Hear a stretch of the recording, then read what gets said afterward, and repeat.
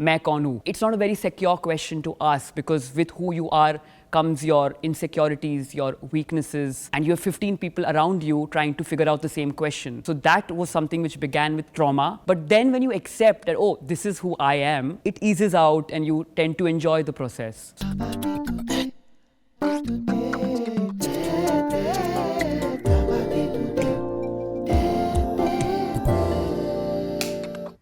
Action.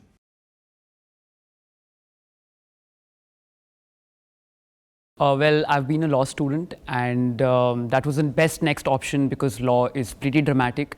I come from a family of IITians, educators, architects. So drama is like me being the black sheep.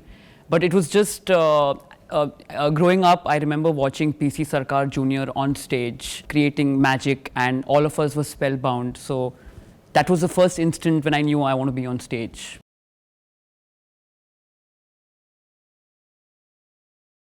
So ever since I was a child, I always wanted to be on stage, but my parents weren't very keen. So I remember my mother, because growing up, my cultural reference to acting was Bollywood. So growing up, my mother made me watch Page 3, showing me the evils of Bollywood, but that only increased my resolve to join the profession. When I started doing law and actually visiting the courts, I got very depressed because the reality is very grim. And in my depression, I would watch plays in Prithvi. And I remember watching Gitanjali Kulkarni in Gajab Kahani, where she plays this elephant wearing normal clothes. And she looks at the audience and says, "Kya ye Gajab ki baat nahi hai? Ek manch par hathi." And she walks in front of her. And I remember I was in the first seat of Prithvi. And when she's walking, the entire first row goes behind because they think an elephant is approaching. And I went backstage like any ordinary person and said, "Ma'am, I'm a big fan." And there was this towering 5-foot woman who said, "Thank you, thank you, thank you." And later I came to know that she was the founding member of drama school. So I knew that a person with such strong work ethics and such fantastic presence, I want to be a part of such an institution.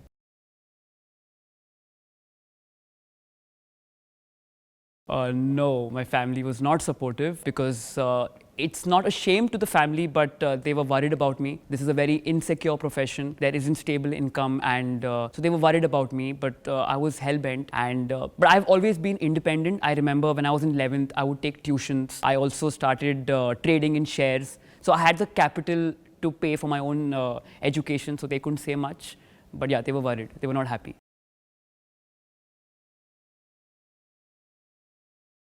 One of my challenges post the drama school is that what I want to do. And I remember going with the bandwagon and auditioning and being rejected, being ridiculed, being judged. And for me, it was an existential crisis because I've left a profession and I'm following the bandwagon. And the biggest challenge was to ask myself, why do I want to audition for screen work? Is it because I get validation from my peers, or is it something that I want to do? So that transition between being a drama teacher and pursuing auditions, so for me, that was my biggest challenge.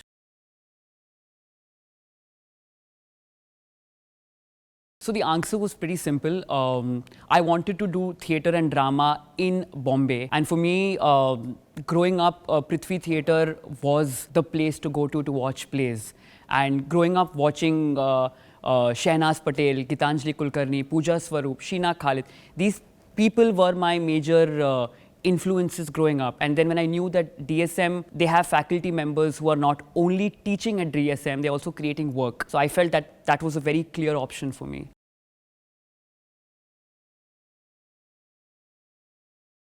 You begin with voice conditioning and body conditioning, where the aim is to essentially break your body and look at the possibilities. So someone like me who has always worked in a desk job, to be able to move my body like a lion and an alligator in form of Kalaripaitu was something that was alien to me. But then they break your body, and once your body is broken and free, you get into this space of improvisation and devising, where you can be anyone on earth. The concept of yes and, where I can be a king in a land of monkeys, but you have a process. You first break your body, then you get into the world of imagination. And once you're free, you get into the world of structure, where you learn script analysis and scene studies. And then when you get into structure, then they go into technicalities. What makes a scene? The light, the costumes, the set. And then finally, you have a professional director who actually self-actualizes that entire training into an annual production. And then finally, Adhyant, which is my favorite, where you create your own piece. You have agency over your own piece based on whatever you've learned.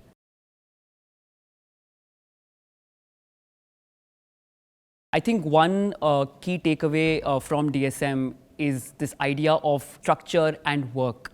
When you have work, you be there on time. You do what you're supposed to do. The act of doing, and I think that comes in handy for a theatre maker a lot more than talent or looks or things that you consider to be important tools.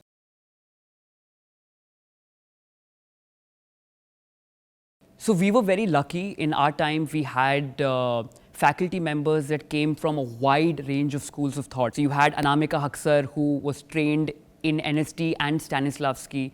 You had Pooja Swaroop and Sheena Khalid, who was trained in Lecoq. You had Mahesh Dattani, who was extremely text-based and script-based. So because we had an itemized list of people from different schools of thought, each individual could take home something from them. Like for me, script analysis was something that came very easy. Being from the legal profession, I can understand facts. I can distill it into things that can be played. But for me, the challenge was Lecoq, where I have to transform my body into different characters and animals. So the faculty there was a great blend of faculty members, which allowed us to push the envelope.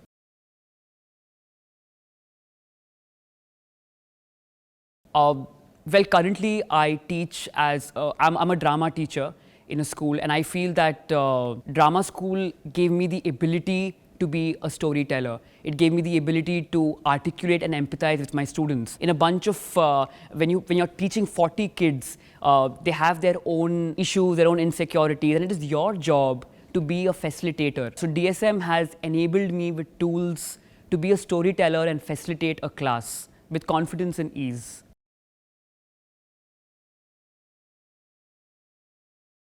Yeah, I think Ekalavya is going to be a game changer, because as youngsters, if you want to become an engineer or a lawyer or a doctor, you have to give a rigorous pre-examination. You have to give an entrance test where you have to study biology or legal reasoning or mathematics. These are core subjects which enable you to enter premium institutions. But where Ekalavya is unique is where the institution in itself is curating a sort of a pre-drama school journey for you, where you give these courses rigorously and ask yourself, okay, does monologue work for me? Does storytelling work for me? Do I have to work on my voice?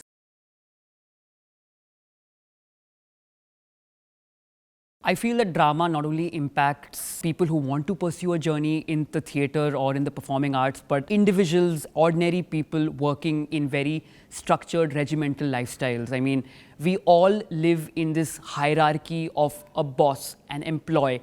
And what theatre and drama does, it turns it upside down. It talks about the idea of an ensemble spirit. It talks about the idea of today I can clean the floor and tomorrow I can be the main lead, or day after I can do lighting. There isn't structure, there isn't hierarchy, but there is still order in that chaos. So drama for any individual becomes a sort of an empathy ground. So I feel this course allows professionals who are tired and haggard to just sit back and enjoy a different journey in their life.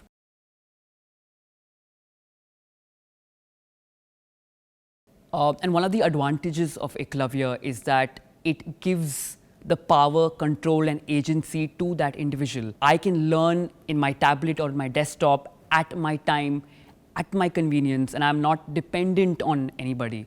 And that's perfect for professionals who may look at drama as a journey for catharsis.